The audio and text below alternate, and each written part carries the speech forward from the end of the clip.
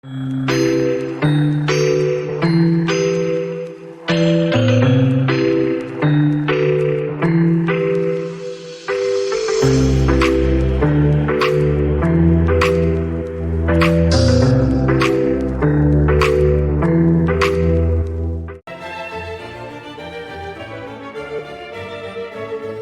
buenos días a todos y todas. Muchas gracias por acompañarnos en esta segunda parte de la jornada de hoy, ya esa parte final. Eh, Tenemos en esta, bueno, como el último panel, ese panel ya pues que vendría a cerrar esta sala de energía eléctrica. eh, Vamos a hablar sobre las tarifas en el sector eléctrico. Contamos con cuatro importantes pues, panelistas, expertos en estos temas. En el día de hoy, la doctora Carmen Elena Pileda no nos puede acompañar, pero igual tenemos la presencia del doctor Rodrigo Rodríguez, de la doctora Marina Serrano, de Paul Villegas y esto va a ser moderado por Mauricio Gómez. Entonces voy a presentarlos a cada uno de ellos. Bueno, Mauricio Gómez, él es PhD en economía, cuenta con un máster en economía de la energía y otro máster en economía y finanzas internacionales. Él es un ingeniero electricista. También tenemos la presencia de Rodrigo Rodríguez, él es doctor en energía eléctrica del Instituto de Energía Eléctrica de la Universidad Nacional de San Juan, Argentina. Desde el 2003 ejerce funciones en la Autoridad Nacional de Servicios Públicos de Panamá en el cargo de Director Nacional de Electricidad, Agua Potable, Alcantarillado y Alcantarillado Sanitario. También contamos con la doctora Marina Serrano. Ella es licenciada en Derecho por la Facultad pues, de Derecho de la Universidad de Zaragoza. En la actualidad es presidente de AELEC, que es la Asociación de Empresas de Energía Eléctrica, vicepresidenta de la Confederación de Organizaciones Empresariales, es profesora en los másteres sobre sectores regulados de la Universidad Carlos III de Madrid y de la Universidad Pompeu Fabra de Barcelona. Y bueno, también tenemos la presencia de Paul Villegas Vega. Él es abogado de la Pontificia Universidad Católica de Perú y magíster en Economía, Regulación y Competencia en los Servicios Públicos por la Universidad de Barcelona, España.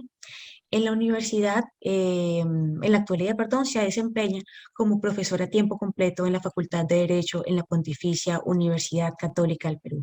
A todos ustedes, muchísimas gracias por aceptar nuestra invitación a participar de este panel y a todos los asistentes, muchísimas gracias por estar aquí con nosotros. Entonces, Mauricio, te cedo la palabra.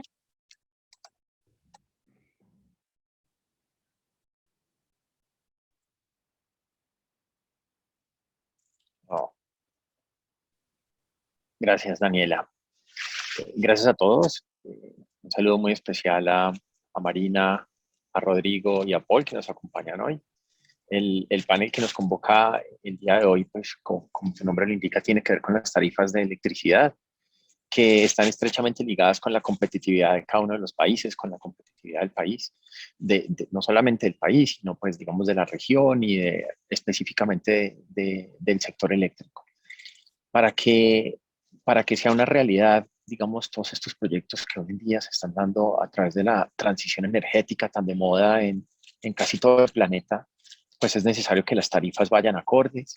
Y yo creo que hoy, con este grupo tan bueno pues de panelistas, lo que vamos es a tocar temas de cómo se afectan esas tarifas, cómo se afectan, que digamos que va con una visión que va un poco más allá de solamente lo que tiene que ver con generación. También vamos a tener seguramente una discusión de cómo se afectan las tarifas teniendo en cuenta los diferentes eslabones de la cadena, por ejemplo, la transmisión, o cómo se afecta, o cómo las decisiones legales en algún país particularmente pueden afectar la formación de los precios y, y no solamente la formación de los precios mismos, pues, sino además cómo afecta eso a los usuarios finales, cómo esos usuarios finales, digamos, podrían estar respondiendo a eso y esa visión es decir, mirar de una manera prospectiva lo que va a pasar con las tarifas de energía eléctrica en diferentes países. Eh, bueno, sin más preámbulo, entonces quisiera darle la palabra a Paul Villegas, que, que nos va a hablar pues desde, desde Perú. Paul, bienvenido y muchas gracias. Gracias Mauricio por el uso de la palabra. Espero que ya estén viendo la pantalla y también me estén escuchando, que a veces uno inicia la presentación y nadie le escucha ni nadie lo ve.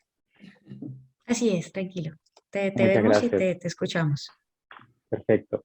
Bueno, aquí comenzar diciendo lo siguiente, agradeciendo primero a CIDE por la invitación para poder participar en esta tercera edición, ¿no?, de su congreso y también saludar especialmente, debo decir aquí, a los organizadores, ¿no?, que son el Departamento Minero Energético ya de la Universidad Externada de Colombia y seguramente, y debo hacerlo así, también de manera particular al director del departamento, ¿no?, que es Luis Ferney Moreno.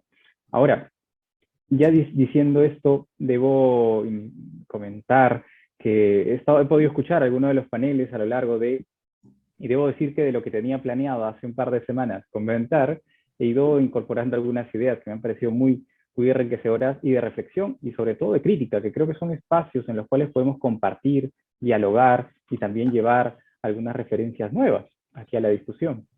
Sobre esto, decirlo primero, yo voy a hacer alguna referencia al control judicial en el ámbito de las tarifas a propósito de algún pronunciamiento que tuvimos por parte del Poder Judicial hacia el final del año pasado y que ya tiene impactos, voy a decir directamente en el ámbito regulatorio de la energía eléctrica aquí en Perú. A propósito de esto, debo decir que ciertamente primero debemos reconocer cómo es así que se incorpora la regulación y las tarifas eléctricas, cómo se van aquí a tener un impacto directo en lo que nosotros esperamos tener como una industria eléctrica coherente, transparente, eficiente, ¿no? Y bueno, luego haré algunas referencias más sobre algunos caracteres. A propósito de esto, es un poco una hoja de ruta sobre las cuales vamos a comentar, un poco el sector eléctrico en el país, un par de actores interesantes, importantes a mencionar, el pronunciamiento en sí mismo, donde tendremos ya la última reflexión, diré, de esta ponencia, y bueno, ya hacia el final unas pequeñas conclusiones. Al respecto, creo que algo que todos ustedes conocen, seguramente estando en este tipo de eventos, este tipo de foros, es que es algo que ustedes ya conocen aquí, ¿no? Un poco la línea, y si se darán cuenta, ni siquiera coloco la comercialización, porque claro, en Perú sí tenemos el ámbito de la generación eléctrica, ya ustedes verán aquí que tenemos tanto hidráulica, terma, fuentes renovables. Claro, las últimas a menos, debo decir, primera característica del sector eléctrico peruano, la generación principalmente está casi 50% en hidroeléctrica y 50% en termoeléctrica. Recuerden que tenemos ya en Perú un uso justamente de gas natural para esto y por ello es que tenemos ya esas cifras, ¿no? Evidentemente aquí las fuentes renovables también vienen siendo parte, ¿no? Eólica, solar, pero todavía están en transición, aunque, ojo, debo decir y destacar que tienen todo un fomento elaborado y presentado allí. Ahora, adicionalmente, colocar también en evidencia, ¿no?, que tenemos un sistema de transmisión de energía eléctrica, y aquí debo decir de electricidad, seguramente mejor dicho, que tiene distintos escenarios, ¿no? Un sistema que nosotros denominamos principal de transmisión, un sistema garantizado de transmisión, otro que le llamamos secundario y otro que llamamos complementario. Estos cuatro conviven. Ya en unos minutos haré una referencia y creo que con mayor claridad también para decir cómo así tenemos dos momentos en los cuales hemos creado estos regímenes, ¿no?, también de regulación tarifaria para la transmisión de electricidad. Y por último, también debemos decir que en la distribución de electricidad, claro que ya llega a los usuarios, me refiero, ¿no?, usuarios regulados, creo que esto está bastante ya señalado de manera previa, pues ya contarán por lo menos con 5 escenarios distintos en los cuales se pueden imponer tarifas, conociendo particularidades propias de las ciudades, particularidades propias también, debo decir, de cada uno de los actores que vienen recibiendo ese servicio. Esto sí, es el ámbito y que tiene como base normativa, digo solamente la más general, la ley de concesiones eléctricas, ¿sí? Ahí ese es el punto de inicio sobre el cual tenemos el marco regulatorio, que, ojo, es vasto, como seguramente será en todos sus países, y claro, aquí también, en el cual tenemos esa intervención por parte justamente del Estado para ordenar todo este sector y tener claridad de cómo van a fusionar estas actividades. Ahora, ¿por qué colocaba esta pequeña referencia? De hecho, sobre la última idea que ya se comentaba, ¿no? Hace un par de minutos, ¿no? Si decíamos, ¿qué es esto, no? De la transición energética. Y creo que era bueno llevar una pequeña cita, debo decir, de parte de Monzón, que hace una biografía respecto de Tesla, y a partir de esto, ya en el año 1900, oiga, no nos preocupemos tanto, ¿no? De ese agotamiento de las reservas, mejor dicho, preocupémonos por ello, porque se van a acabar en algún momento y vamos a sufrir por ello. Claro, presentar toda una industria basada en cierta tecnología y en ciertos recursos que se van a agotar, evidentemente nos van a presentar por lo menos bastantes retos. En ese sentido, es que hablamos ya de transición energética y lo tenemos más que claro seguramente a propósito de políticas que tenemos a nivel nacional en cada uno de nuestros países vinculados a la energía. Deberé también mencionar algunas referencias, ¿no?, a la economía circular que también tenemos en otras experiencias comparadas, y diré también que en parte ya en Perú seguramente también tenemos esta política nacional referida a la energía que tiene como ámbito de referencia el 2010 al 2040, con sus propios retos, objetivos y más, al margen de, como bien es conocido por todos ustedes, los objetivos de desarrollo sostenible en los cuales también tenemos que hacer alguna alusión. Ahora, ya habiendo dicho esto, es que también voy a recordar una referencia que tenía y creo que no debo pasar por alto, y que la hacía ya el profesor Íñigo del Guayo en la inauguración de este congreso. Oiga, hablar de derecho de energía es, y digo derecho, no ya directamente, ¿no? Es una visión que en un primer momento podría parecer que hablamos de la industria para la industria. Y claro, eso decanta en que pensemos en un usuario, que no pensemos en un ciudadano, y esto tiene consecuencias a futuro, con lo cual, tomando la reflexión que ya hacía el profesor Íñigo del Guayo, debo caer en cuenta qué cosa. Claro, es que el derecho de la energía finalmente, ¿no?, debe ser entendido dentro del derecho en sí mismo. Y debo decir aquí, particularmente, dentro del derecho administrativo, con lo cual tendremos distintos principios y referencias en los cuales tendremos que pronunciarnos y en los cuales veremos, analizaremos, criticaremos la manera en que se vayan, voy a decir aquí, presentando, interviniendo cada uno de los actores del sector, ¿verdad? No solamente el Estado. Entonces, ya con esto es que nosotros pensamos, sí, desde una constitución con las diferentes afirmaciones, seguramente tendré que destacar la economía social de mercado que tenemos en Perú, hasta dicha como tal, y en otros lados, ya en la ley de concesiones eléctricas, esa visión, voy a decir, respecto del usuario final, el usuario regulado, que no, evidentemente, esto también decanta ¿de dónde? Pues decanta de la misma Constitución, que piensa que toda la estructura del Estado y toda la intervención que pueda realizar se encuentra ¿en dónde? En no otro lado que en ese objetivo que es la persona, el ciudadano, finalmente. Porque lo que esperamos es brindar, ¿verdad?, un servicio con cierta calidad, no asequibilidad, con una referencia, un acceso universal, con continuidad e igualdad. Es algo que esperamos. Ahora, ¿esto por qué lo tengo que reafirmar? Porque, claro, en distintos escenarios, y diré, como la experiencia peruana y de repente algunos países más, tenemos todavía la parte de la cobertura por lograr. Y eso no es un problema menor. Es un problema, en realidad, al cual debemos abocarnos y realizar tareas. Y como ustedes bien sabrán, claro, un proyecto en energía y los cambios que podemos realizar no se hacen de un día para otro. Es más, no se hacen en un par de años. Los cambios justamente van a demorar algún tiempo. Y sobre esto tendremos justamente que tener especial atención. Ahora, ya con estas referencias respecto al derecho, respecto a esa visión, que ojo, no es de ahora pensar en las energías renovables, sino que digo, ya han pasado más de 100 años de que alguien ya lo haya puesto en evidencia y haya dicho, oiga, hay que preocuparnos, ¿no? Ahora, ¿qué habremos hecho como actores? Y digo, todos los actores dentro del sector, para que esto se logre y se realice de esta manera. Habrá que verlo. Ahora, ya con esto solamente quería poner en evidencia algunas referencias particulares del ámbito peruano y al margen de hacer todo un desarrollo que nos tomaría algún tiempo, sí quisiera afirmar, ¿no?, que tenemos, claro, particularmente en la estructura, voy a decir, de la industria eléctrica peruana, vamos a tener en consideración a quién, claro, un Ministerio de Energía y Minas que desarrolla la política nacional peruana, tiene la normativa más importante también seguramente en electricidad, pero también tenemos a un actor como es el COES, como es el OSINERMIN, que también forman parte y participan. Ahora, ¿qué nos importa aquí particularmente? Claro, como ustedes bien saben, hay un mercado mayorista en las industrias eléctricas, un mercado minorista. El mercado minorista, ya les he dicho, en principio en Perú no lo tenemos tan desarrollado, pero el mercado mayorista, claro que sí, está presente y para esto nosotros también lo denominamos como mercado corto plazo, mercado spot, con lo cual vamos a tener como mínimo, ¿no? Como referencia, ¿no? Algunas referencias a los costes, de tal manera que eso nos sirva de base para saber, oye, ¿a quién viene primero en el despacho? Y a partir de esto conseguir la mejor eficiencia. Me quedaré con esta idea macro, que creo que es la más importante, al margen de entrar en todos los detalles que seguramente alguno de mis colegas podría decirlo con mayor criterio respecto a los costes seguramente, ¿no? Que tenemos aquí que referir y colocar y más, ¿no? Sobre los costos marginales. Pero quedemos con esta idea.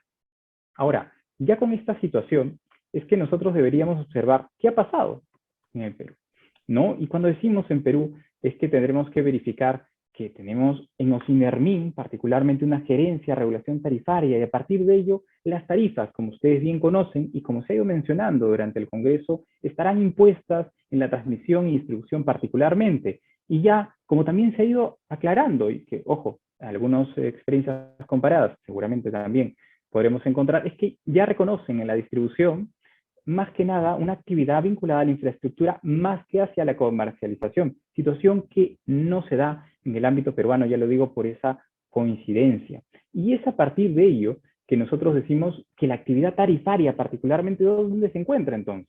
La imposición de tarifas, esa actividad de regulación que tanto se afirma respecto de un organismo regulador, se encontrará evidentemente colocada para la transmisión y distribución, dejando la generación por fuera, dentro de este escenario de mercado que tanto se afirma una y otra vez. Ahora, para ello, no quería dejar de lado algunas afirmaciones mínimas, ¿no? Oiga, ¿qué ha pasado en el ámbito peruano? En el ámbito peruano hemos tenido toda una evolución normativa. La ley de concesiones eléctricas en 1992, teníamos también un texto único ordenado, ¿no? Un poco para darle lógica a la normativa, para brindar concesiones, ¿no? Una manera de incentivar la participación de privados. Y luego tuvimos también una ley para asegurar el desarrollo, ¿no? ¿De qué cosa? De las actividades, pero particularmente de la generación. Esto sucedía en el tiempo y se habrán dado cuenta, solo para dar y dejar algo en evidencia, cómo se daba la transmisión de electricidad y cuánto se invertía, ¿no? Se darán cuenta aquí que veníamos teniendo unas cifras, ojo, ya con una ley de concesiones eléctricas que pensaba en la intervención de privados, en la participación, colaboración, yo diré mejor, y que no tenía los frutos, y que solamente a partir del 2006, ojo, casi 15 años después, y debo decir que los resultados sí llegan 15 años después, es que tenemos este resultado ya con mayor intervención. Lo cual ¿qué quiere decir? Necesitábamos justamente una intervención, un cambio en la regulación que reconozca qué cosa. Para el inversionista, para quien va a desarrollar estas actividades, la suficiente seguridad jurídica. Ya debo decir que, bueno, el periodo de los 80 no nos fue particularmente beneficioso en el tema económico, ya a partir de los 90 se cambió un poco las cosas, y entonces se tuvo que hacer todo un cambio. Y esto se tuvo solamente cuando, a partir de esa normativa del 2006, porque ya había seguridad jurídica, éramos más claros en la manera que iba a intervenir el Estado respecto de estas infraestructuras particularmente, que son indispensables seguramente para que tengamos estos desarrollos. Ahora, ya con esta situación, justamente lo que tendríamos que tomar en consideración es, claro, entonces, ¿cómo se da esa regulación?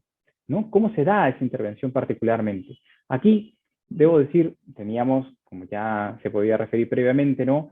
Este sistema, ¿no? Principal y este sistema secundario, particularmente estaban en la normativa de la Ley de Concesiones Eléctricas, 92. Mientras que 90, ¿no? Y luego el 2006 es que ya se crea este sistema garantizado y este sistema secundario, ¿sí? Es un cambio justamente complementario, disculpen, ¿eh? Entonces aquí teníamos un primer escenario donde había una manera de intervenir, donde tuvimos grandes redes eléctricas en transmisión, pero luego también fueron muy puntuales, nos faltaba mucho por desarrollar y es por esto que teníamos un cambio en nuestra normativa. Ya digo, en la parte de transmisión y en imposición de tarifas. Y claro, como ustedes bien saben, en el ámbito de distribución también se han ido haciendo cambios. Voy a decir que particularmente tenemos esta referencia de valor nuevo reemplazo, ¿no? En el ámbito de la distribución eléctrica, Pero lo interesante es decir aquí, ¿qué cosa? Que luego hemos ido haciendo mayores cortes, mayores referencias para ir, voy a decir, perfilando de mejor manera a los actores dentro del ámbito de la distribución. Es algo que aún venimos realizando y que aún venimos desarrollando. Pero voy a decir, y que también algo más, y debo empezar ya con la referencia al caso particular para hacer el cierre, es que tenemos que considerar también que hay algunos topes, es decir, ¿qué es lo que tiene que pagar el usuario? El usuario tiene que pagar el servicio, y el servicio supone, claro, actividades que se han hecho en generación, en transmisión, en distribución, particularmente. Y a partir de ello es que también nosotros nos damos cuenta de que, claro, en esa gran ecuación vamos a tener un resultado, el cual debe ser correspondiente con esa asequibilidad que buscamos para el servicio de electricidad. Ahora, si esto sucede así, ¿dónde se encuentra la controversia particular aquí a referir? Ojo, es en generación, pero el cambio en los precios a nivel de generación tiene un impacto directo en lo que viene a desarrollarse en esa tarifa que va a ser aprovechada por parte de quién. Por parte, voy a decir directamente, de los usuarios, esa tarifa que tienen que pagar. Aquí, bueno, ya eran un par de referencias que no me va a alcanzar el tiempo. Lo único a decir es, aquí tenemos la Gerencia de Regulación Tarifaria, claramente en OSINERMIN, y el COES, bueno, finalmente es el operador tanto físico como económico de este sistema que tenemos a nivel nacional. Ojo, que no lo tuvimos siempre, en los 90 también a finales de los 90, es que finalmente, ya en el 2000 sí, ya teníamos una inclusión, ¿no? Teníamos un sistema sur, un sistema norte, entonces finalmente se tiene, y finalmente tenemos todas las funciones aquí ya firmadas, ¿no? Va a tener que hacer justamente esta administración de todo el sistema, y particularmente también diremos del mercado de corto plazo. Como les decía, no quiero entrar en tanto detalle, porque si no, no nos va a dar el tiempo, y quisiera dar la referencia más importante de esta acción popular. ¿Qué es la acción popular? Es que estamos teniendo un control desde el ámbito judicial respecto de un pronunciamiento que se hace desde la administración pública, de una afirmación. ¿Y esto qué quiere decir? Es el control judicial que tanto hemos estudiado en los primeros años de derecho, decir, ¿respecto de qué? Respecto a la actividad de la administración pública. ¿Y esto para qué? Para que podamos tener un equilibrio de poderes. Ahora, a partir de ello, voy a decir es que teníamos esta controversia. Y en esta controversia es que teníamos particularmente, ¿qué cosa? Una situación en la cual hemos podido observar, ¿qué cosa? Que uno de los actores dentro de, digamos, del sector discutía estas afirmaciones, discutía lo que se había dicho allí. ¿Por qué? Porque no se consideraba los costes reales en los cuales se incurrían en el ámbito de la generación de hidrocarburos. ¿Y esto qué quiere decir? Hay un impacto directo en el despacho, ¿verdad? Es decir, qué empresa de generación eléctrica, qué unidad de generación eléctrica va a entrar primero o después en el despacho. Esto tiene efectos directos para luego reducir la eficiencia de toda la industria de electricidad. Y la pregunta es, ¿por qué lo estamos haciendo? ¿Es que acaso que estamos incentivando? Y esto me lleva justamente a lo que tuvimos en esta controversia, que fue un pronunciamiento que ha tenido ya un posterior decreto supremo también por parte del Ministerio de Energía y Minas, y también una correspondiente reacción por parte de los OSINERMIN para que esto pueda funcionar producto de este pronunciamiento. A partir de ello, debo decir, y es en lo que quiero justamente destacar, es la siguiente, son las ideas finales, ya viendo que he transcurrido un minuto más por lo menos del tiempo otorgado. Aquí justamente podríamos observar es que esta sentencia podría impactar de manera negativa, y digo primero en los asociados regulados, porque la pérdida de eficiencia va a asumir que ese coste no reconocido al inicio tiene que ser pagado por alguien. ¿Y quién será? Bueno, entre ellos también los asociados regulados. Y luego, ojo, nosotros tenemos un incentivo en Perú para que estas energías renovables entren primero en el despacho, y lo hacen. El problema es que luego debería haber totalmente competencia, al menos por lo pronto. Pero claro, con esta referencia normativa para disminuir esos costes en el ámbito de la producción de energía eléctrica a base de hidrocarburos, aquí ya tenemos un error. Nuevamente, la eficiencia, la transparencia, que tanto se afirma de la regulación y que tantas veces se ha dicho en electricidad, aquí por lo menos entraría en tela de juicio. Y ya con esto, simplemente decirles es que una distorsión en el ámbito regulatorio no es lo que esperamos. No es las primeras lecturas que cada uno habrá tenido sobre el ámbito regulatorio eléctrico no es lo que se espera, ¿no? No deberíamos tener distorsión. Después, los usuarios regulados no deberían verse afectados por una falla en la regulación, por una falla en la normativa. Y por esto ya diré finalmente que deberíamos apostar por una transición energética. Pero para hacer esa apuesta sobre la transición energética no se puede hacer de otra manera que con una regulación coherente, transparente y que sea clara, ¿no? Que diga directamente, estos son los objetivos que tenemos a corto, mediano y largo plazo. Eso es lo que necesitamos y eso todavía, debo decir, en el ámbito peruano lo venimos trabajando, pero todavía contamos seguramente con algunos retos. Bueno, habiéndome pasado largamente el plazo otorgado, me disculpo con todo el panel y bueno, yo me quedo hasta aquí. Paul, muchas gracias. Interesante presentación. Ya creo que al final, cuando los otros panelistas hayan hecho su intervención, tendremos espacio para algunas preguntas, seguramente. Nos acompaña también la doctora Marina Serrano, que desde España nos va a contar un poco cómo se afectan las tarifas en otro eslabón de la cadena, que particularmente es la transmisión. Entiendo que España está viviendo un cambio pues en la forma de remunerar esta actividad y pues sin más preámbulos le doy la palabra a Marina. Gracias, Marina, por estar aquí con nosotros hoy. Muchas gracias. Uy, ¿se me escucha? No sé si he quitado el mute. Sí, se te oye bien. Ah, vale, perfecto. Bueno, muchas gracias.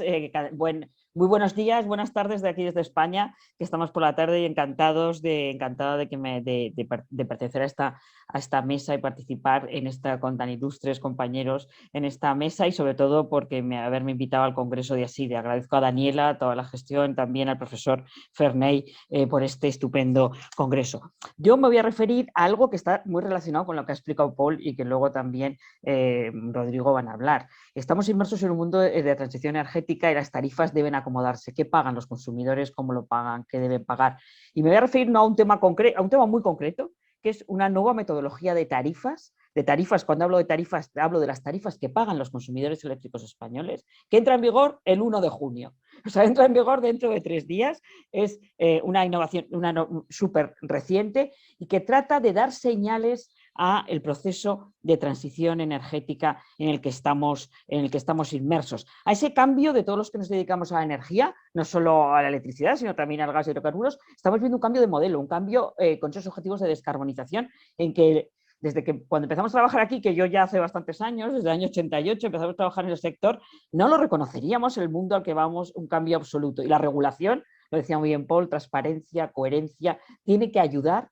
No discriminación, objetividad, seguridad jurídica, estabilidad, que permita la inversión. Tiene que ayudar a esos objetivos de transición. ¿Dónde nos situamos? Pues por situar el contexto y qué estamos los objetivos.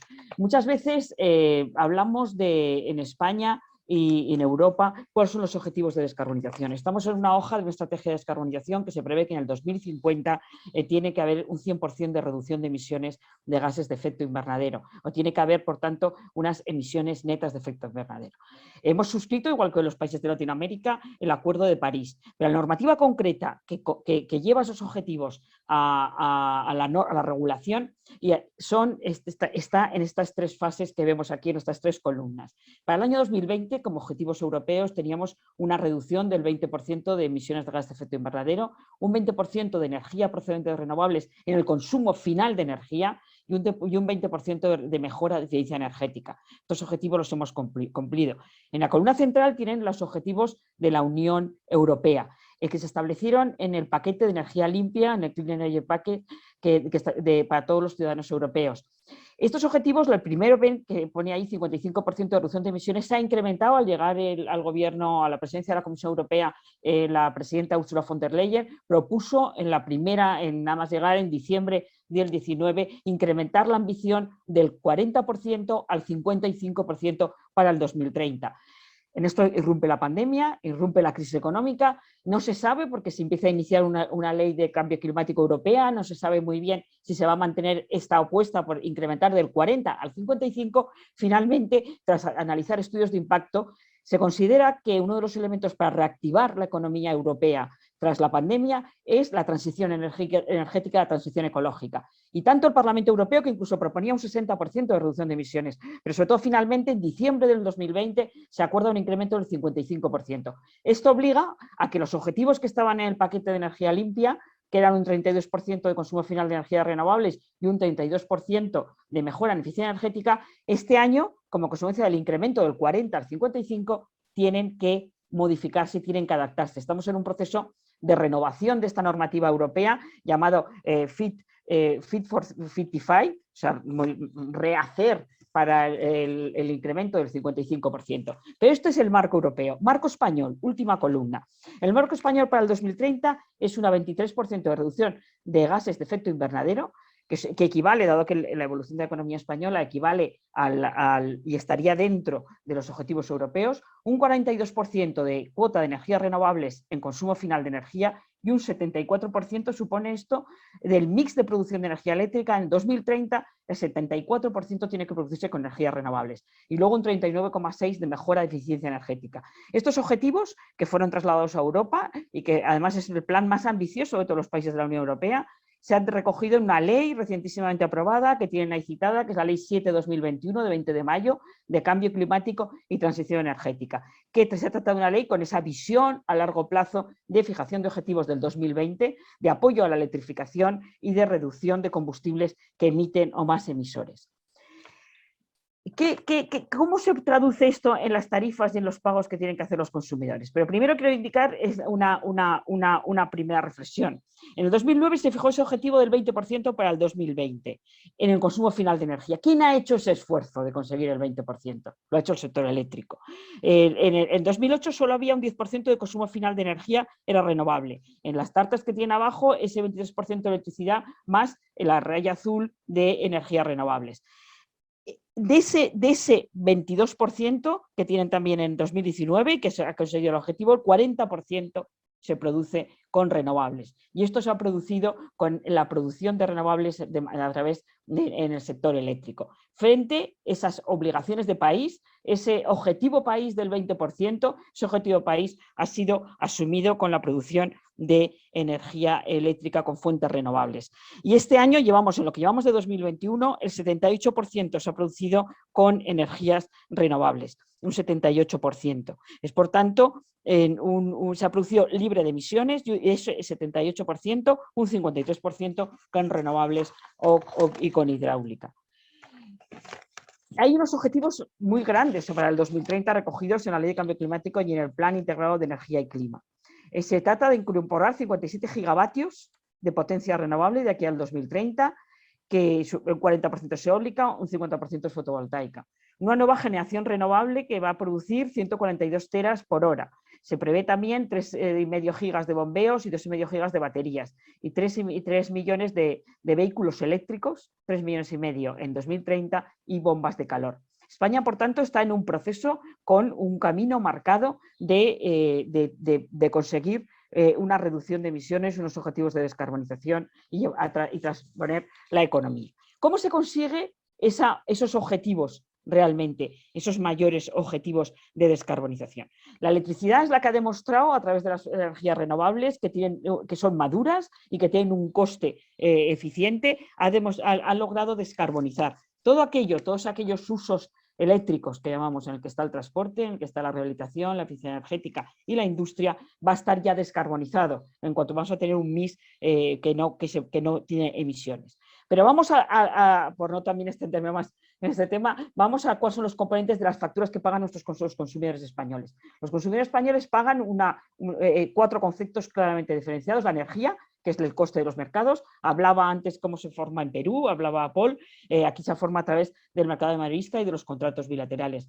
Esto supone costes de energía en los mercados. Luego hay los peajes de acceso, paga los costes de transporte y distribución, y lo que denominamos en España, en la ley española, en la ley del sector eléctrico, cargos. Son otros costes incluidos en la tarifa, unos sobrecostes de épocas de renovables, los costes de producción de energía eléctrica en extrapeninsulares, en las islas, en Canarias, en Baleares, en Ceuta y en Melilla, y luego los impuestos.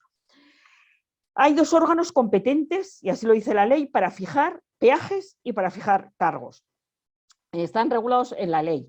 En los cargos, aquello que no son los costes íntimamente o directamente relacionados con la producción de electricidad, con el suministro de electricidad, porque ya el precio de la energía, el factor de energía lo viene marcado por el mercado, eso los fija el gobierno, los fija el ministerio, en este caso el Ministerio para la Transición Ecológica y Reto Demográfico, que antes tiene las funciones en materia de energía. Mientras que los peajes de transporte y distribución lo fija el regulador independiente, la Autoridad Reguladora Nacional, en terminología de la Unión Europea, que es la Comisión Nacional de los Mercados y de la Competencia. Por lo tanto, hay dos instrumentos normativos que completan la cantidad que paga el consumidor o que unidos señalan la cantidad que pagan los consumidores. El gobierno a través de un Real Decreto, y tienen la metodología, es el Real Decreto 148/2021, la Comisión a través de una circular, la Circular 3/2020. Interesa, por tanto, que la metodología que se utiliza esté coordinada.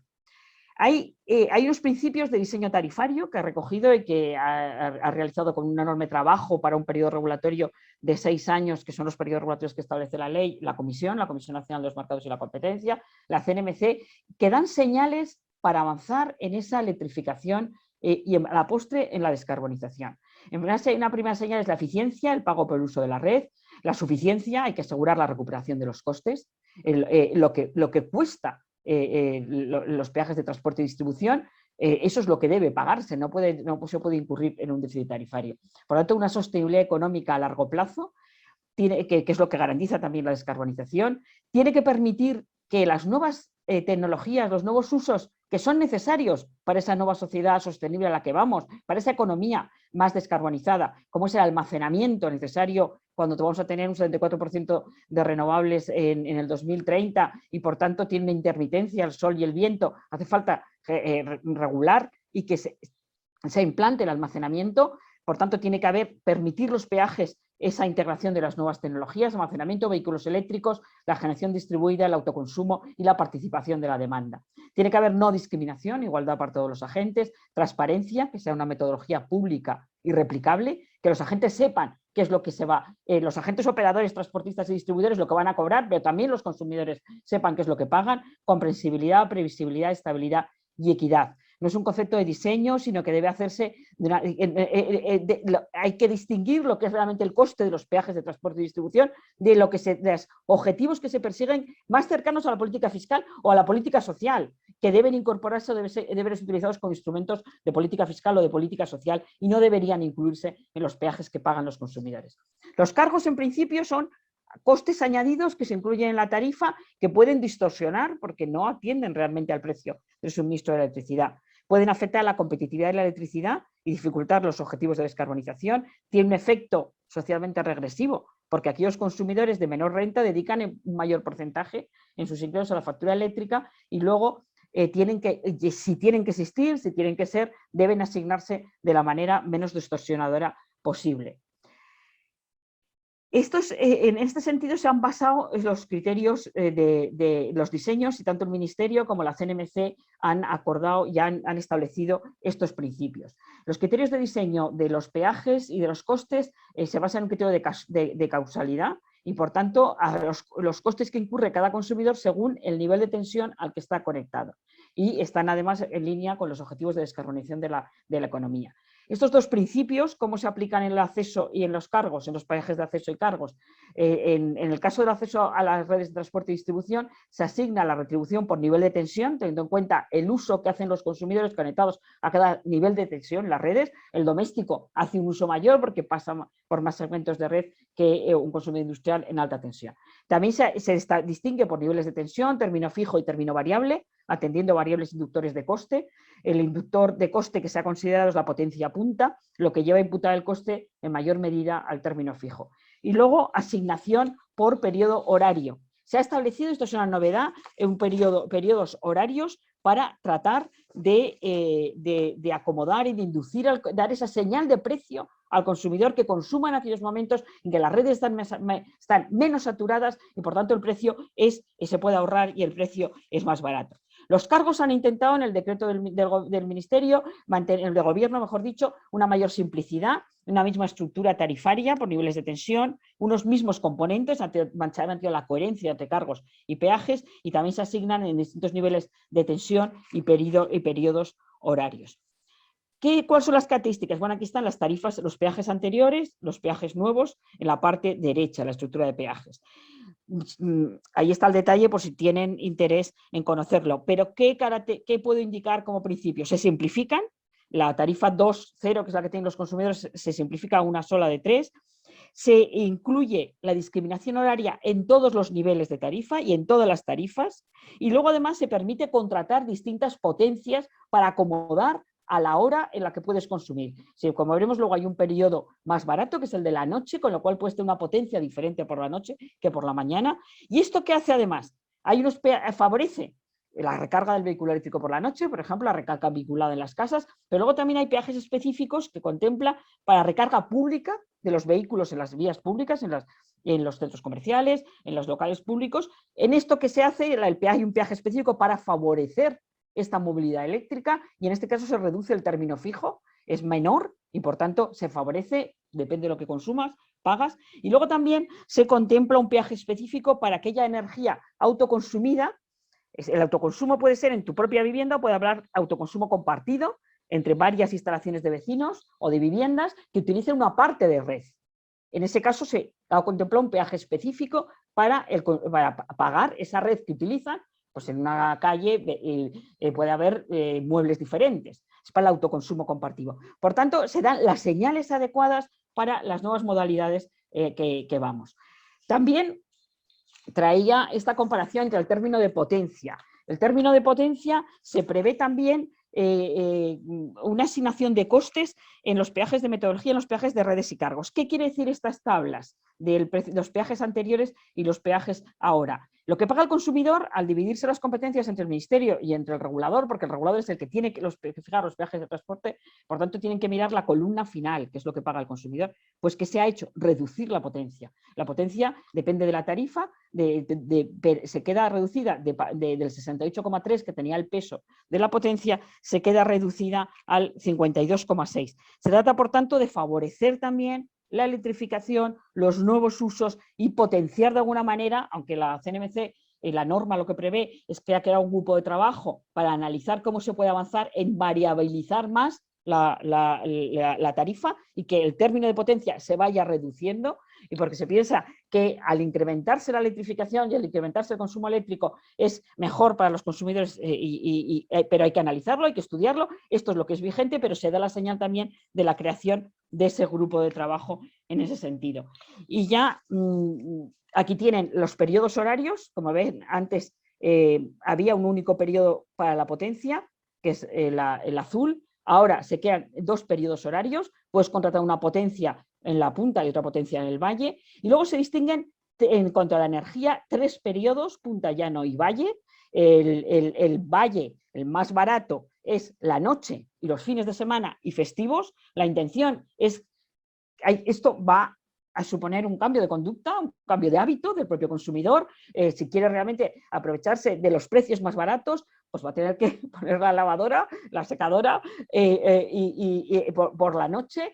Hay un periodo llano, que son el primero hasta las 10 de la mañana y la hora mediana de comer, y la última hora de la noche, la primera hora de la noche o última hora de la tarde. Y luego hay unos periodos, los periodos punta, que son los periodos centrales, en los cuales la curva de demanda es superior, es donde está la actividad económica, la actividad industrial. Esto, por tanto, el 1 de junio se está haciendo una campaña de información a los propios consumidores para que se vayan acomodando, traten de acomodar sus consumos a estos nuevos precios. Esta discriminación, antes había una tarifa de discriminación horaria que era voluntaria, ahora la que tienen en la derecha es obligatorio esta discriminación en los periodos horarios.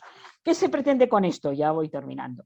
Pues enviar señales para un uso eficiente de la red. O sea, posibilitar, por un lado, que el consumidor ahorre, que el consumidor sea consciente de lo que está consumiendo y cuándo está consumiendo. Pensemos que en España tenemos instalado ya los contadores inteligentes que te dan la hora a hora y de forma instantánea, a través de las distribuidoras, puedes ver qué estás consumiendo en tu propia casa.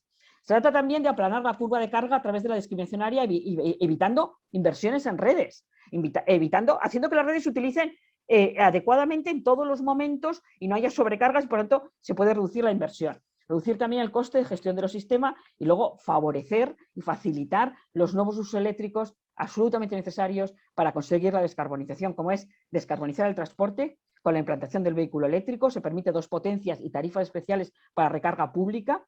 Puedes ponerte una potencia más alta por la noche si tienes un coche eléctrico que cargas en casa y por tanto aprovechas de ese beneficio y la potencia ordinaria que necesite tu vivienda por el día. Y luego también la bomba de calor, también lo mismo. Utilices unas rentabilidades 3 o 4 de eficiencia energética superiores a otros tipos de medios de climatización. Y el almacenamiento en clientes, porque se permite la discriminación horaria, es decir, puedas comprar y almacenar cuando la energía es más barata y puedas vender y por tanto se pueda contribuir además a esa intermitencia del sistema. Y por último, algo que hablaba relacionado con Paul, otra medida muy reciente que el gobierno está a punto de aprobar para mandar al Parlamento. Como he señalado, hay unos costes, hemos conseguido los objetivos del 2020 gracias al esfuerzo del sector eléctrico, cuando son objetivos de país, son objetivos de consumo final de energía. Hay un proyecto de ley en línea con lo que están haciendo Alemania, Francia o Dinamarca, y es que los costes superiores que suponen las renovables sean compartidos. Los costes de los momentos, no cuando van al mercado, en este caso se está planteando los costes anteriores que han permitido el enorme despliegue de las renovables en España, que tengamos un 55% en este año de producción con renovables, sean compartidos por todos los vectores energéticos, es decir, por el gas y también por los hidrocarburos. Esta está en línea, se trata de dar la señal de precio para acudir a la electrificación y penalizar aquellos combustibles que emiten. Este es un proyecto de ley que crea un fondo de sostenibilidad del sistema eléctrico por el cual estos costes son asumidos por estos sectores. Hay compensaciones, se prevén exenciones para el sector agrícola, sector ganadero, sector transporte, para los más sensibles para la población. Realmente la tarifa, el precio que pagan los consumidores, el que se entienda qué precio pagan y cómo lo pagan, es uno de los elementos que permiten el futuro de esa descarbonización. Descarbonización que tiene un papel fundamental la electrificación, porque la electrificación, lo que se electrifica ya se ha descarbonizado, lo que se electrifica con un mix renovable, por supuesto. En este sentido, por tanto, mi aportación en este congreso y en esta mesa es darles a conocer estas medidas adoptadas en España y que entran en vigor la semana que viene. Muchas gracias y estoy a su disposición por si quieren cualquier aclaración. Marina, muchas gracias por tu presentación. Voy a quitar la también seguramente te haremos preguntas después de la intervención de Rodrigo. También, como les digo, nos acompaña Rodrigo Rodríguez desde Panamá. Rodrigo, el auditorio es tuyo.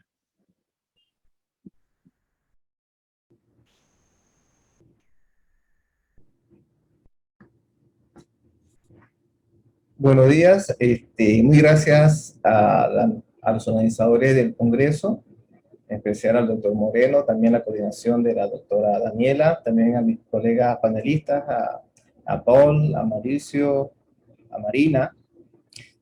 Vamos a hablar sobre la transición energética, marco legal de las tarifas de electricidad en Panamá. Lo primero creo que ubicarnos un poco en qué es la transición energética, porque muchas veces hay confusiones sobre lo que es. Para mí, yo lo pongo una definición muy sencilla, y es pasar de un estado de producción y consumo de energía de altos niveles de emisión de CO2 a uno con bajos niveles de emisión o de carbón neutro. Porque siempre, muchas veces, hay un entendimiento de que cuando uno habla de transición energética, piensa de una vez renovable, piensa en movilidad eléctrica, piensa en baterías, pero en realidad esos son los medios para ese fin.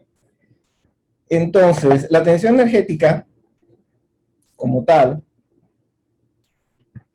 tiene múltiples beneficios, muy conocidos, bastante estudiados, bastante divulgados, y que se asocian, como por ejemplo, a la mitigación del cambio climático, a la seguridad energética, que estimula también la innovación y la tecnología, a un crecimiento sostenible, pero en realidad, desde mi punto de vista, allá por los años 90, cuando se estaba también en estos temas de las energías renovables y demás, se hablaban de 3 factores básicamente que estaban asociados a por qué debía darse esta transición. Uno de ellos era los altos precios en los combustibles fósiles.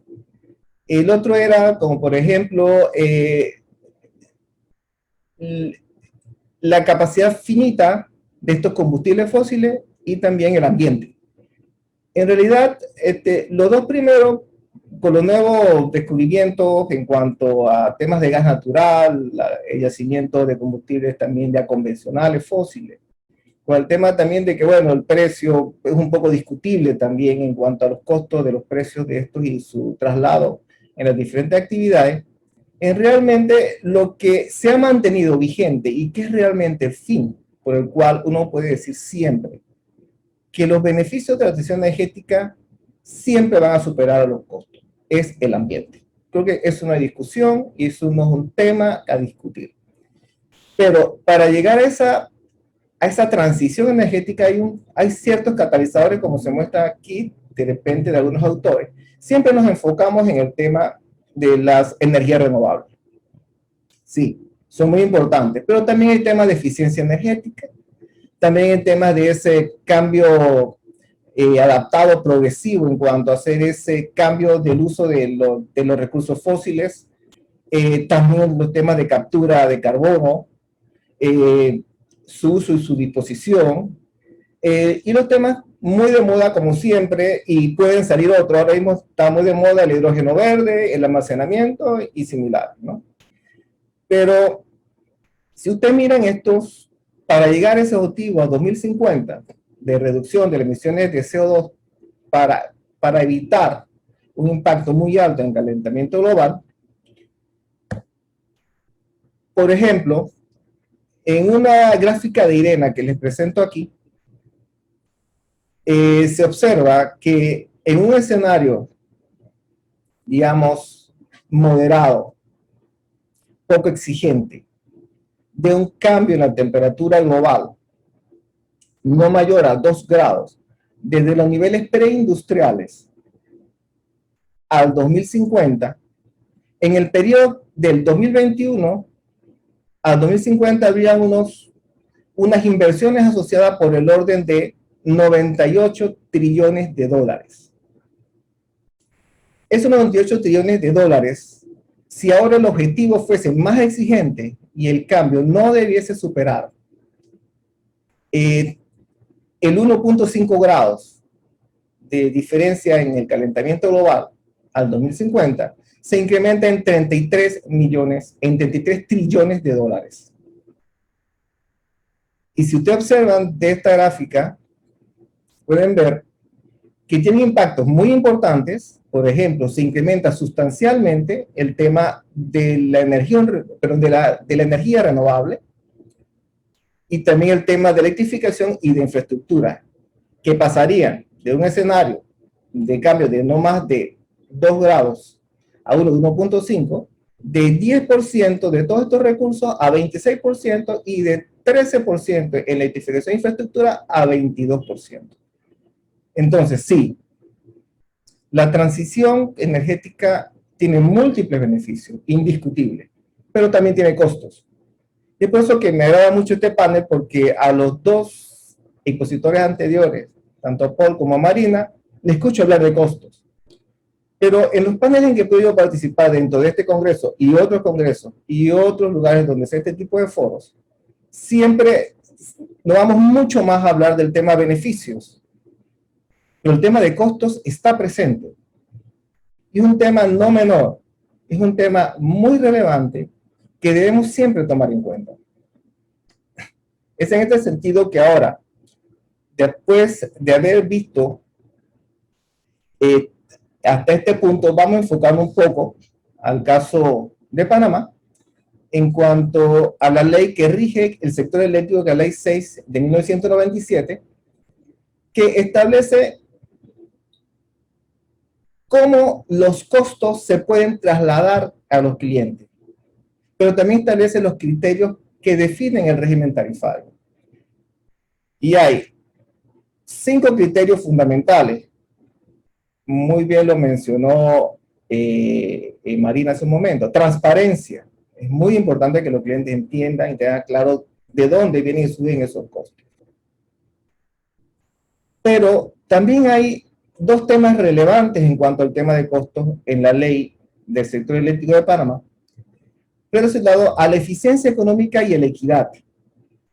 La eficiencia económica, fundamentalmente, el régimen de tarifa procura que éstas se aproximen a los precios de un mercado competitivo.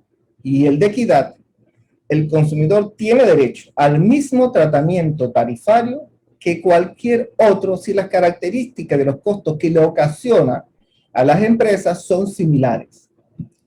Puesto esto dentro del proceso de transición energética, significa o implica que si algún aspecto de esta transición energética involucra que no hay eficiencia económica, va a ir en contra a lo establecido a la ley. Si algún aspecto de esto involucra que, por ejemplo, no hay equidad y se requiriesen tarifas especiales de incentivo, por ejemplo, para algún tipo de estos aspectos de la transición económica, entonces también iría en contra a la propia Ley 6 de 1997. Y ahora, si entramos un poco más al detalle de los costos, ahí les dejo solamente para que lo miren, dos advertencias hechas, o dos advertencias no, dos formas de pensar, que lo traje de un libro que les dejo la referencia, sobre el tema de la transición. Y específicamente en el sector eléctrico, podemos identificar dos costos, pero no significa que no haya otros costos. Hay costos sociales, hay costos también ambientales, como disposición de los equipamientos, por ejemplo, para la generación renovable, cuando lleguen al final de su vida útil, que lo he escuchado también, de las baterías, propiamente dicho. Pero como estos costos, digamos, no son costos susceptibles a trasladar a la tarifa directamente, debo mencionar aquellos que podrían ser susceptibles a trasladar a tarifa, en el caso de Panamá. Costos por condiciones ambientales, pero no me refiero aquí que es costos del ambiente, no, costos por condiciones ambientales. Por ejemplo, están los impuestos ambientales, que son bastante comunes en los países europeos, están derechos de emisión de CO2 también en los países europeos, y similares. Si ustedes observan en España, a los que conocen bien, en abril tuvo máximos históricos los precios que percibieron los clientes o los consumidores, fundamentalmente porque se disparó el mercado de emisión de CO2 o de los derechos de CO2. Esos costos son trasladados a tarifa. En el caso de Panamá, no sería viable este traslado en base a la condición actual o de la ley vigente en Panamá. Por otro lado, también están los costos de integración, en donde estos costos de integración son costos de integración necesarios y requeridos para que las tecnologías renovables o la generación renovable de carácter intermitente o no convencional, como les guste llamarla, básicamente la tecnología eólica o la tecnología solar, fotovoltaica, van o pueden ocasionar costos operativos que solamente están asociados, digamos, a la operación en tiempo real para lograr aquel balance adecuado entre generación y demanda. También habrán costos en redes de distribución y de transmisión, en donde estos costos, fundamentalmente para bajas penetraciones, no son muy relevantes, si es que los hay, incluso puede hacer hasta algún beneficio. Pero hay diversos estudios que indican que por encima de un 10% de penetración, los costos se vuelven importantes. Por otro lado, están los costos de adecuación. Estos costos de adecuación no es más que aquellos costos asociados, por ejemplo, al backup o a la reserva de tener plantas convencionales destinadas a suplir o garantizar el abastecimiento ante la intermitencia de la generación renovable no convencional, o a través de baterías, porque dice, sí, las baterías van a resolver esto, sí, la van a resolver, pero las baterías no van a estar gratis, las baterías van a costar. Así que todo esto sigue siendo un tema de costo. Entonces, en realidad, el llamado que quisiera hacer hasta este momento es que, pero hasta este momento, no solamente hay que hablar de beneficios, los beneficios son muy importantes, pero los costos también existen y están presentes. Es en función de esto que por ejemplo, se podría decir, ya con esta lámina termino, que es un caso donde en Panamá estamos en este proceso ahora mismo de revisión y análisis de la política energética o de las políticas públicas, en donde la política energética debe primero, sí, mirar los beneficios e impulsar el desarrollo de la transición, porque vuelvo a insistir, no está en duda que en el largo plazo los beneficios van a superar los costos. Pero esta política energética debe identificar oportunamente cuáles serán los costos que se van a ocasionar por la transición energética, y me refiero aquí al sector eléctrico. Sé que hay otros sectores, pero aquí específicamente hablo del sector eléctrico.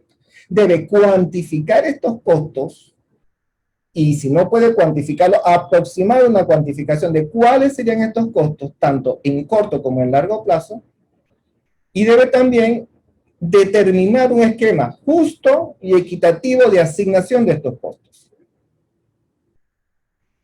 Por otro lado, ¿qué debe evitar la transición energética? Digo evitar porque sé que hay muchos que piensan que esto no hay forma de evitarlo, pero debiera evitarlo. O podemos mitigarlo a su máxima expresión. Subsidios cruzados entre grupos de clientes que estén subvencionando costos ocasionados por otro tipo de clientes. Debe evitar también inequidades. Inequidades en el sentido como, por ejemplo, si se va a introducir, digamos, un impuesto a trasladar la tarifa del tema ambiental como hay en los países europeos, aquel que tiene solamente una refrigeradora, 5 focos, en realidad no está, en su consumo no está emitiendo CO2, pero aquel que tiene una industria u otro tipo de actividad sí. Entonces, ese balance tiene que estar claramente definido en esa transición energética, en esa política energética. Y finalmente, ¿qué es lo que debe prevalecer? En un mercado en competencia perfecta, los costos son del que los ocasiona y él verá cómo lo traslada y lo recupera. Y si es ineficiente, sale. Pero sabemos que el sector eléctrico dista mucho de ser un sector con competencia perfecta. Todo lo contrario.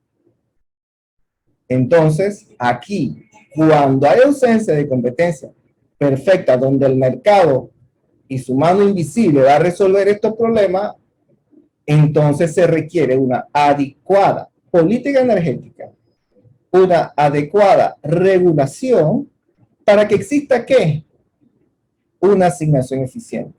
Pero también debe prever esta política energética y estas reglas la flexibilidad necesaria para que los cambios se den de manera oportuna. Y con esto termino y le doy las gracias al auditorio. Muchas gracias, Rodrigo, por tu intervención. Aprovechando ese tema que tú tocabas de los costos y de cómo se debe hacer ese justo balance entre los beneficios y los costos que tienen las renovables, yo quisiera hacerles una pregunta, además recogiendo una inquietud que nos expresaba el doctor Luis Fernando Moreno. Y es, hemos visto que la penetración de las renovables es ya una realidad en casi todos los países, por lo menos del lado occidental, en casi todos los países del mundo, podríamos decir inclusive. Sin embargo, digamos, el impacto que eso tiene sobre las tarifas no es del todo claro.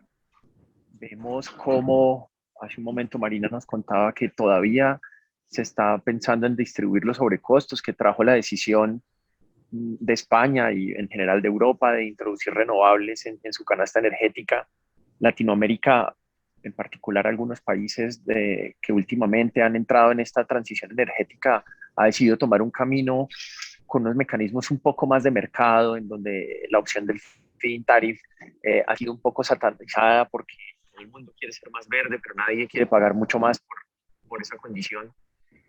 Y digamos que lo que hemos visto últimamente en las últimas subastas de renovables, y estamos hablando particularmente de subastas de generación, es que los costos nivelados de producción de esta electricidad pues vienen bajando de una manera muy importante, tanto que incluso los resultados de estas subastas en algunos de los países son sospechosamente bajos. Existe todavía duda si realmente esos proyectos van a llegar a implementarse felizmente o no.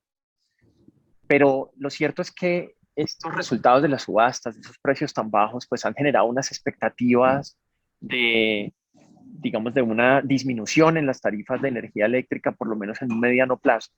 Yo quisiera preguntarles, de acuerdo a la experiencia que tienen cada uno de ustedes en sus países, primero, ¿cómo ha sido ese impacto pues, de la penetración de renovables en su canasta energética?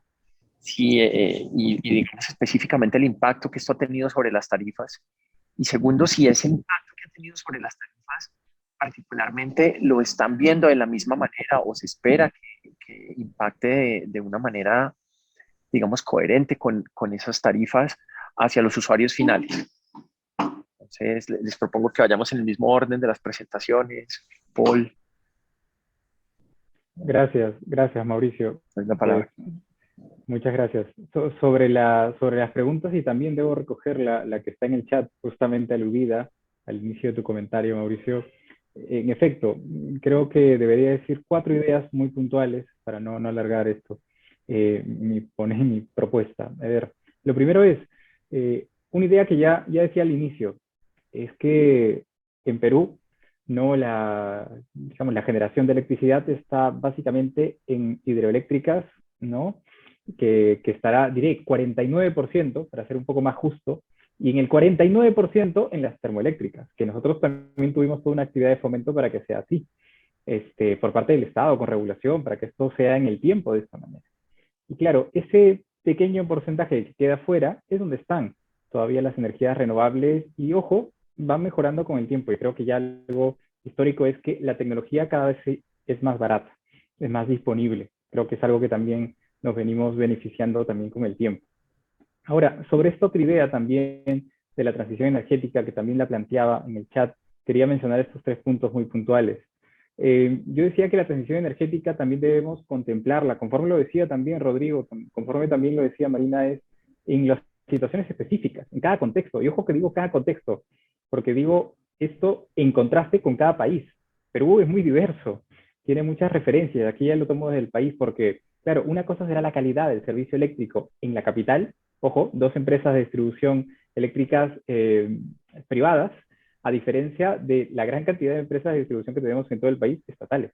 Y claro, hay una diferencia. Y esto felizmente supone un cambio, y debo decir, no pasan ni 30 días, las 2 referencias que voy a hacer, que el Estado ha supuesto gastar más allá de 90 millones de dólares para hacer algunas mejoras y algunas inversiones en distintas partes del país, dejando fuera Lima, claro está, y también una implementación para conexiones domiciliarias. ¿Por qué hago estas 2 menciones? Es que para que funcione toda la transición energética y toda nuestra propuesta, supone referirnos a que tengamos un servicio real, ¿no? Factible, concreto, que sea aprovechable por las personas, por los ciudadanos, y también que tengamos la calidad de la infraestructura necesaria para ello. No es menor si queremos hacer ya los saltos que Marina mencionaba, ¿no? De estos ya contadores inteligentes, es un paso muy interesante. Ahí, Marina, de repente coméntanos también, y me voy a atribuir una categoría que no es mía, tuvieron algunos problemas con las renovables, yo recuerdo, hacia el 18, 17, creo, alguna sentencia, pero, y ya solo para decir 2 ideas más, las últimas son, en el caso de los prosumers, una idea que ya planteaba el profesor Luis Ferney Moreno el 2018 en el Congreso de Derecho Administrativo en Perú. Claro, yo le decía en ese tiempo, aquí interesante, tenemos una propuesta de generación distribuida en Perú, hasta el día de hoy ya va a cumplir 3 años esa propuesta de reglamentación y que sigue ahí. Y la última es una reflexión. La movilidad eléctrica creo que también forma parte de ciertos cambios que estamos realizando. Y debo decir que por la particularidad que tienen algunas de nuestras ciudades en Perú, particularmente, quizás puedo decir América Latina, pero en Perú, que ha supuesto, al menos en Lima, podría afirmarlo, que ha crecido mucho el uso de motocicletas, patines, scooters eléctricos. ¿Por qué? Una sencilla razón: salud pública. No quieres estar en el transporte público. Entonces ahí, nuevamente, tenemos un incentivo interesante por fuera que debemos saber aprovechar. Los distintos actores, particulares, Estado, inversionistas, creo que a todos les suma, ¿sí? Pero bueno, yo me quedo ahí. Mauricio, por favor. Sí, gracias. Muchas gracias, Marina. La misma pregunta para ti. Pues la pregunta con las renovables. Efectivamente, decía Paul que teníamos una historia de renovables y hubo cambio regulatorio, muchos pleitos, muchas sentencias, Constitucional, Supremo, arbitrajes internacionales. Pero bueno, el costo de las renovables. Las renovables se implantan y se empiezan a, fundamentalmente, pues, 2004-2005, con el 436, bueno, ha habido cambios normativos, pero la ayuda que se daba al feed-in tariff era, que luego se cambia, era un coste a la inversión y a la operación y mantenimiento. Esos son los costes que es lo que se ha integrado y se ha separado para hacer más transparente la metodología de tarifas en eso que ha venido la ley a denominar cargos, porque no constituyen, realmente son elementos de política energética que no constituyen realmente costes del suministro en sentido estricto. Ahora se ha cambiado la ley a través del Real Decreto Ley 2320 el año pasado y se ha celebrado este año en primera subasta, y ahora las subastas que se realizan, y de aquí al 2030, de acuerdo con, tiene que hacerse al mínimo 3.000 megavatios anuales de subastas por distintas tecnologías, lo que se ofrece es el precio que quieres cobrar del mercado, y eso es lo que te fija el que gana la subasta, y para cada ofertante un precio diferente. Ese precio, que es un precio que es el que van a cobrar durante la vida útil de la instalación del mercado, es un precio inferior, posiblemente, veremos, el mercado no sabemos cómo va a evolucionar, pero eso es una ganancia que va directamente al costo de la energía que va a la tarifa del consumidor. Es decir, se integra, por tanto, esa bajada de precio. Me preguntabas, Mauricio, ¿lo va a ver el consumidor? Lo ve el consumidor en cuanto al término energía, no el término peajes, distribución y cargos, sino en el término energía.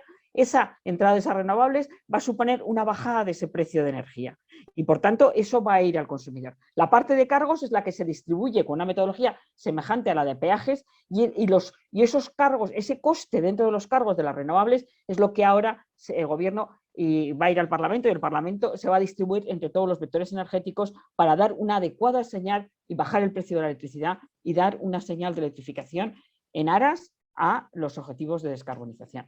No sé si con esto contesto a tu pregunta, Mauricio, o si quieres algo más de cómo en España la retribución de las renovables. No, claro que sí, nos encantaría, pero creo que estamos cortos fuera de tiempo, ¿no? Pero muchas gracias, Marina. Rodrigo, la misma pregunta para ti. Bueno, en el caso de Panamá, históricamente, digamos, su sistema tiene un alto componente hidroeléctrico de generación convencional. Así que, digamos, si no tomamos en cuenta ese componente, porque no es lo que lleva ahora, digamos, el tema de la transición, sino que básicamente son las no convencionales. No hay mucha referencia a la cual te voy a como comentar, porque en Panamá no se han dado licitaciones de compra de potencia de energía desde hace algunos años o que hayan resultado en adjudicaciones a plantas renovables no convencionales. Sí se hubo allá por el 2013, 2014, pero en base a la cantidad, digamos, del tamaño de la demanda, no te puede dar como una referencia de si eso ha contribuido o no, puesto que sí se evidencia, digamos, en la operación. Ahora que ha entrado mucha generación fotovoltaica, pero sin tener un contrato asociado con la demanda, una reducción, se puede decir que importante en los precios en el mercado, en el mercado ocasional, lo que llama, o lo que es el mercado spot, o conocido como mercado spot. No obstante, no están asociados a contratos, y la demanda en Panamá, de acuerdo a la ley que rige el sector eléctrico, establece que la demanda debe estar contratada. Así que no es muy clara esa transferencia, digamos, ahora mismo en el corto plazo, de los beneficios, por ejemplo, de esos bajos costos de energía. Muchas gracias, Rodrigo. Aprovecho que tenemos un par de minutos más para contarles mi visión acerca de lo que está sucediendo en Colombia y sobre el impacto que la penetración de renovables y la transición energética en general creo que va a tener sobre las tarifas en nuestro país. Lo primero es que, digamos, es una buena noticia saber que Colombia ha implementado estos mecanismos para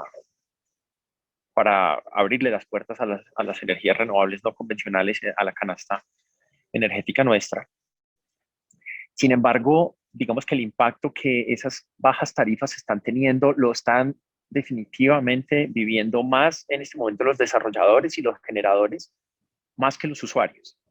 Digamos que existe una serie de normas establecidas por el marco regulatorio para la comercialización que no necesariamente favorecen que ese impacto de reducción de tarifas lo viva directamente en los usuarios.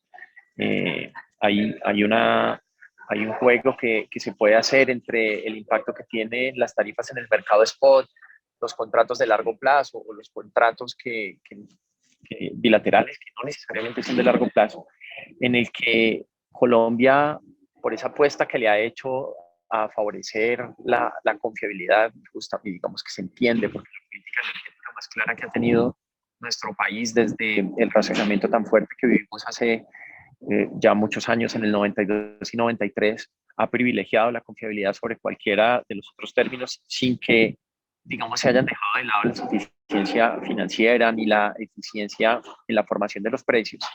Pues esto ha llevado a que, por ejemplo, la formación de precios en el mercado spot no se da con costos, sino con precios. Eso genera unas características especiales para prestar esa actividad en nuestro país, que al final, digamos que se traducen en que la existencia de ese oligopolio, que no es una cosa, digamos, particular de Colombia, la mayoría de los países del mundo tienen un oligopolio en generación y seguramente monopolios en transmisión y en distribución, pues esa configuración del mercado se favorece, digamos, de esa política energética que, como les digo, tiene una formación de precios que no está centrada en costos, sino en precios, es decir, en lo que más que estar fundamentada en costos de producción, está fundamentada en costos de oportunidad. Eso hace que, pues digamos, que evidentemente al haber un oligopolio que además está integrado verticalmente con la demanda, y recientemente hubo la ley del plan que permitió, entre otras cosas, viabilizar la venta de Electricaribe, que era una de las empresas que atendían distribución aproximadamente el 25% de la demanda nacional, pues se pudiera dar. Esto, digamos, esta unión del oligopolio con la integración vertical, más el tipo de formación de precios en el mercado spot, más otras normas de regulación que tiene nuestro país, hace que si bien se favorece la entrada de renovables hasta cierto punto, ese impacto no lo van a ver directamente los usuarios, por lo menos no en el corto ni mediano plazo. Bueno, aprovecho para agradecerles a todos por la participación en este panel. Aprovecho también para extenderle un agradecimiento a la organización del Congreso por habernos invitado a participar en el mismo y les deseo una feliz tarde a todos. Daniela. Muchísimas gracias, Mauricio, bueno, y a todos los panelistas por esta, pues muy buen cierre para esta sala. Y ahora, bueno, los invito a todos a que vayan a la sala de asuntos transversales. Ahí ya les compartí el link para ya la parte, el panel de cierre. Y darle, bueno, pues la clausura que merece este Congreso Internacional. Muchas gracias, los esperamos en la otra sala. Ahí está. Gracias.